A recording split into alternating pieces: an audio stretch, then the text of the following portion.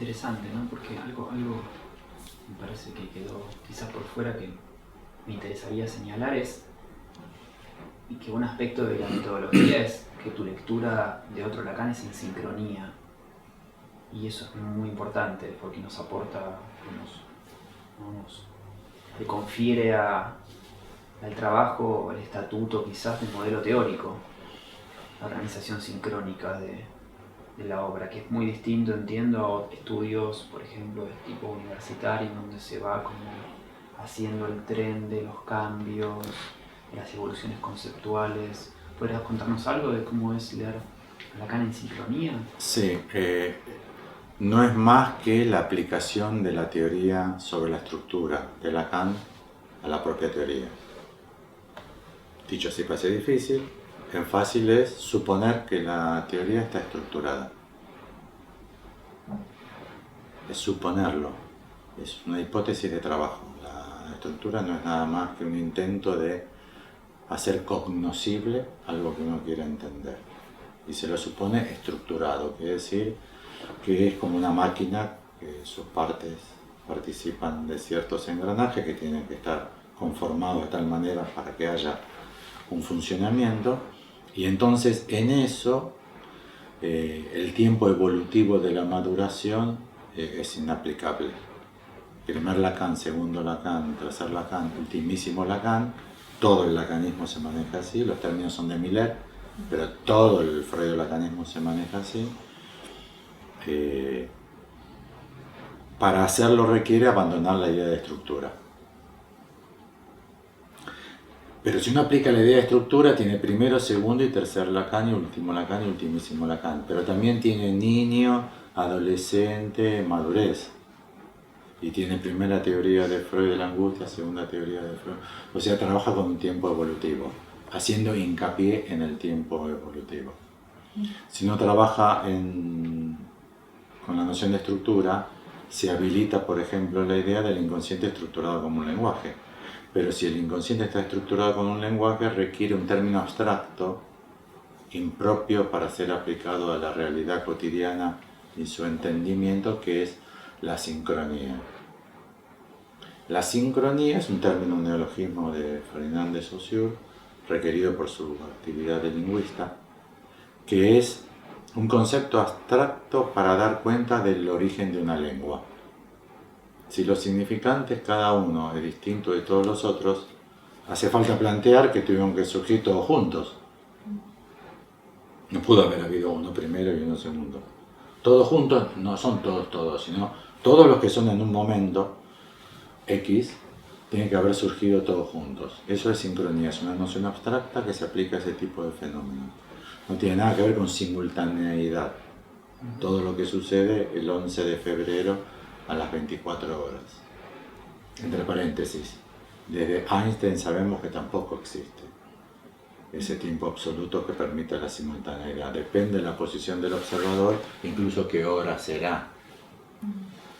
Así que la idea de simultaneidad del sentido común de la objetividad no existe, porque ya no hay eso, es relativo a la posición del observador.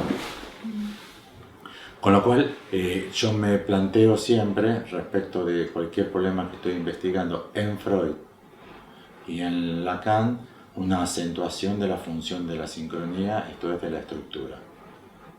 O sea, no estudio tanto o fundamentalmente cómo surge gozo. Propongo, como Galatea y Marinas, no traducir jouissance por goce, sino gozo. Cómo surge, cómo se desarrolla y cómo concluye, sino tiendo a pensar siempre, lo considero una pieza de una máquina. Entonces, si se incorpora esa pieza a la máquina, toda la máquina tiene que ser permutada de tal manera. Este es un reloj que funciona a batería, tiene una pila acá. Pero si yo le agrego una cuerda, que sería una fuente dual de energía, no le podría pegar con un pegamento, hacer un agujerito en el plástico, meter la cabecita de una cuerda, meterla dentro. Todo el mecanismo tendría que ser alterado tal que el reloj funcionase con la batería, si tiene carga la batería, y si se descarga que yo le pudiese dar cuerda, pero todo el mecanismo debe permutar en función de esa novedad. Yo trabajo así, propongo trabajar así. O sea, si hay significante, es que todo ha cambiado. No es palabra, no es un nuevo nombre de palabra, es un concepto nuevo. Y si es un concepto, todo lo demás en su localidad son alterados. Representación, palabra, asociación libre, huella, doble inscripción, el esquema del peine. Todo permuta con la introducción de ese nuevo concepto. Para leerlo, mi lectura, la que a mí más frutos me dio, es la sincrónica. O sea, la que considera que todo opera como engranaje de una máquina, como una estructura. Y en el trabajo clínico con los analizantes igual. Considero el síntoma como una máquina, no como un exabrupto o algo que sale del lugar. Lo considero como un engranaje de la máquina. Y por eso la dificultad de removerlo. Porque están todas las otras piezas engranadas con aquella designada como síntoma.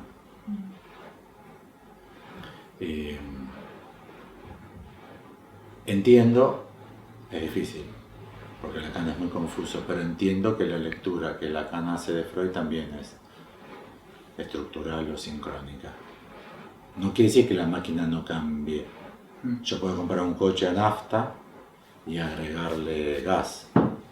El coche cambió. Pero para agregarle gas no es solamente abrir el baúl, tirar una garrafa de gas y salir a la ruta. Tengo que tener un sistema alternante que me permita operar con un switch.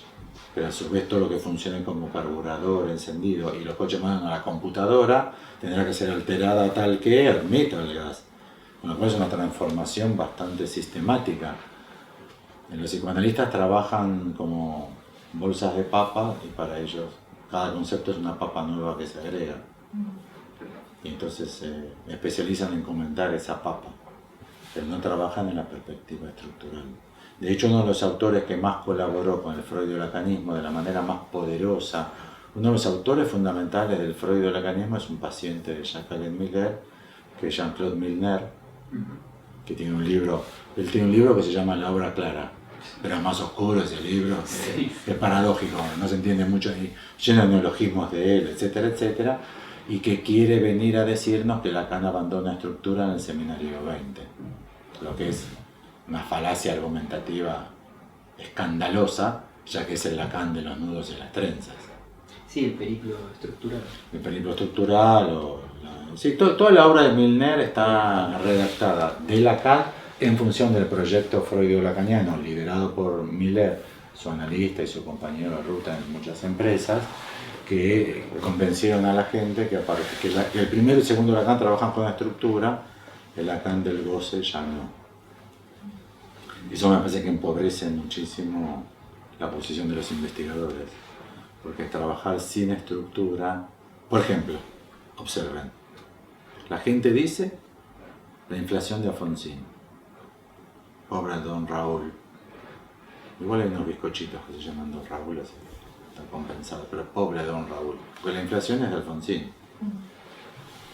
Entonces uno dice, los peronistas o los milicos, según sean populistas o fascistas, tienen que gobernar porque los radicales no pueden gobernar, ¿no ve la inflación de Alfonsín? ¿Sí? Esa es una lectura de papas. Una papa se llama los pollos de Mazorín, otra papa se llama la inflación de Alfonsín. Si uno da un paso para atrás, con la ingenua pregunta de, che, ¿y cómo fue la inflación en el resto de los países de América Latina esos mismos años? Igual. No fue de Alfonsín. Toda América Latina sufrió un proceso hiperinflacionario notable. Quizás Alfonsín tuvo un grado mayor. ¿Entienden lo que estoy diciendo? Que si uno lee estructuralmente, uno dice, las otras piezas del conjunto, ¿cómo estaban? Entiende, me parece a mí, más cosas. La conclusión es que, y bueno, ¿no te das cuenta? Por ejemplo, yo tuve una observación para discutir con los militantes kirchneristas sobre la política represiva de Macri, yo utilizaba este argumento. En la época de Scioli, la cantidad de presos en cárceles bonaerenses se duplicó. ¿Quién reprime más?, le decía yo a los kirchneristas. Porque es el candidato kirchnerista Scioli, y en su gobernación la cantidad de presos se había duplicado. O sea, ustedes reprimen, a mí que me vienen a decir, ustedes son los que más reprimen.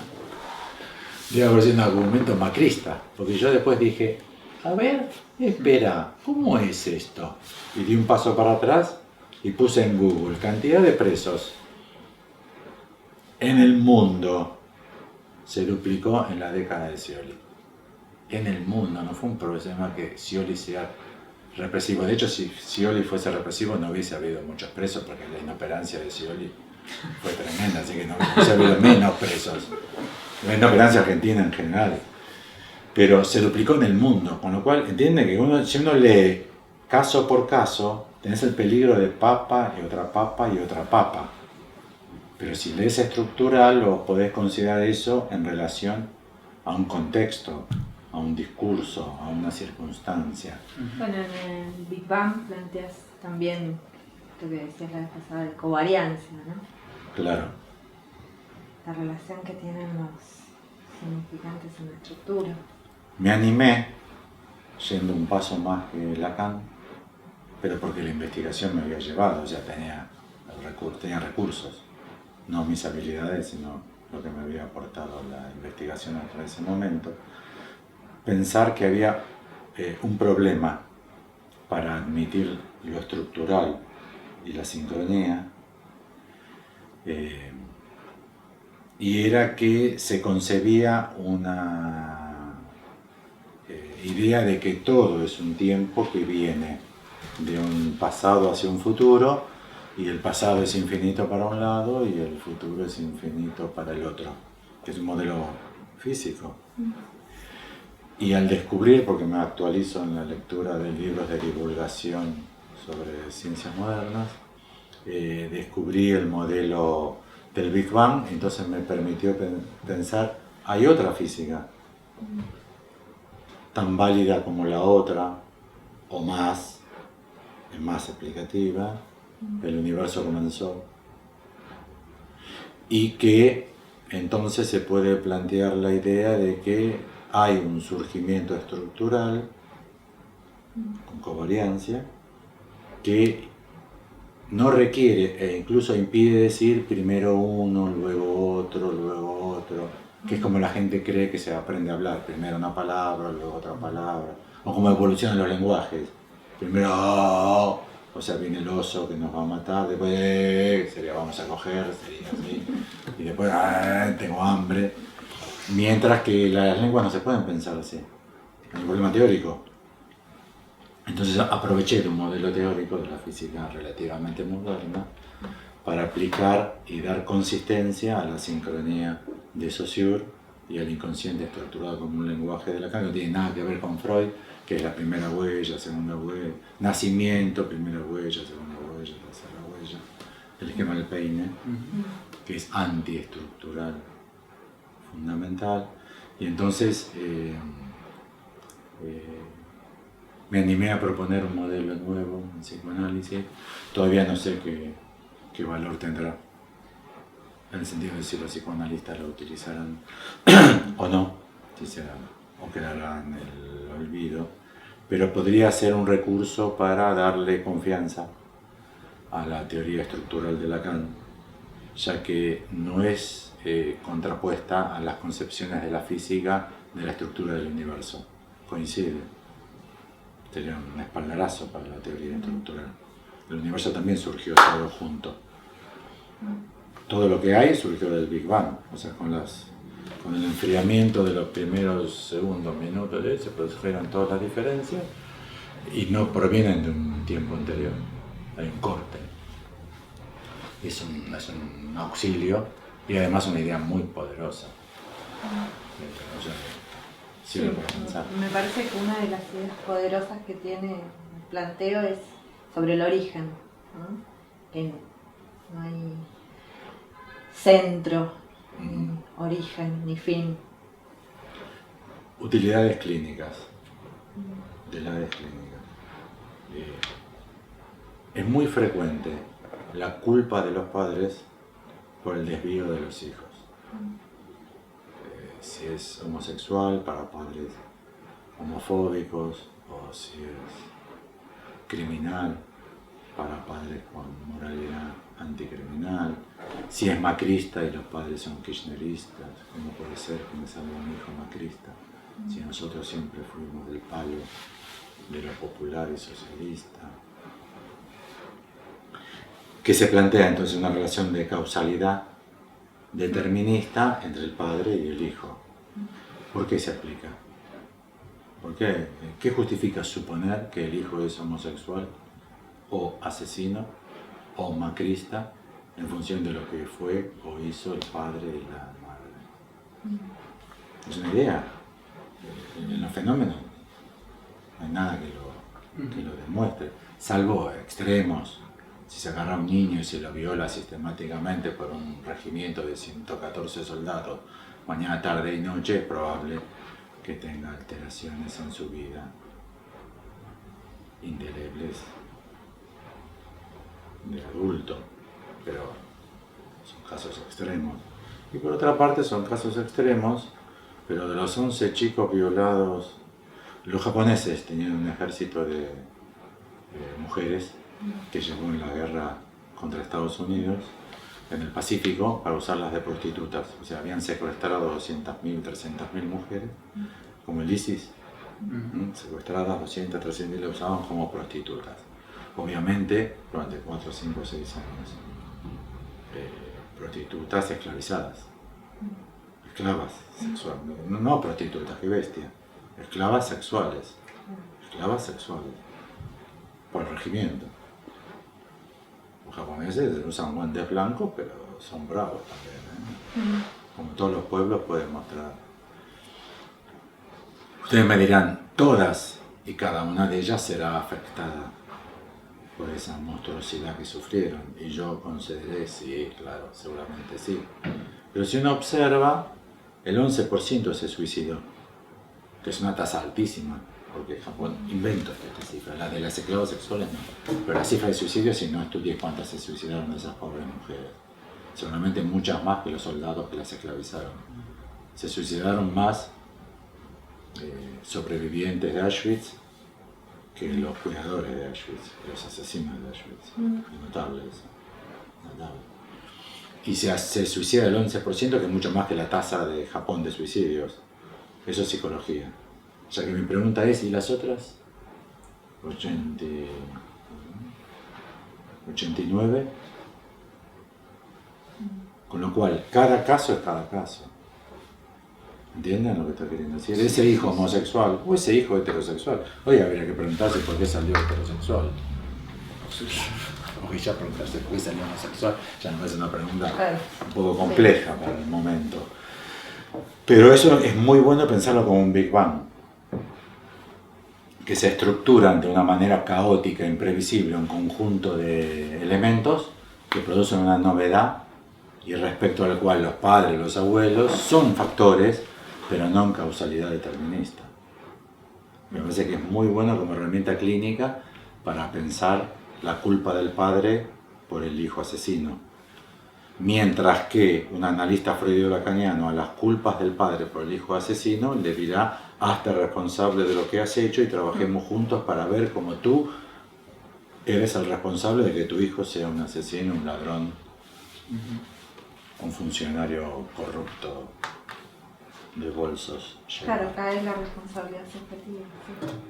Cae la responsabilidad en el sentido de que uno actúa sobre otro, e incluso si uno estudia más el problema, si el inconsciente es discurso del otro, hasta cae la responsabilidad subjetiva de lo que yo mismo pienso y hago. Se saldría de la culpa cristiana en acto, palabra y pensamiento. Sí, cambiar de modelo es muy potente. Lo que pasa es que en psicoanálisis no se está advertido que se utilizan modelos.